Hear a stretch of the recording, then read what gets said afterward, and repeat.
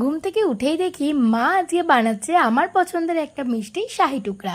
এটা তো খেতে আমার ভীষণ সুন্দর লাগে। আর তারপরে আমি ব্রেকফাস্টের জন্য বানিয়ে নিলাম ডিম টোস্ট, আর সাথে ছিল চিকেন প্যাটি, শাহি টুকরা, স্যালাড। আর আজকে বানানো হবে বিরিয়ানি, তাই জন্যই এত বড় বড় লেগ পিসগুলো বাপি এনেছিল। দেখো হাতে ধরা যাচ্ছে না, এত বড় বড়।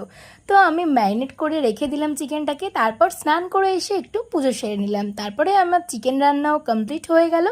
আর বিরিয়ানিটা না আজকে আমি দোকানের মতন স্টাইলে করেছিলাম। এই যে আমার বিরিয়ানি রেডি, ভীষণ টেম্পটিং দেখতে হয়েছিল আর খেতে তো দুর্দান্ত হয়েছিল। আজকে তো লাঞ্চের মেনুতে অনেক কিছু ছিল, বিরিয়ানি, চিকেন কষা, চাটনি, পাঁপড়, স্যালাড, আইসক্রিম, পান, অনেক কিছু।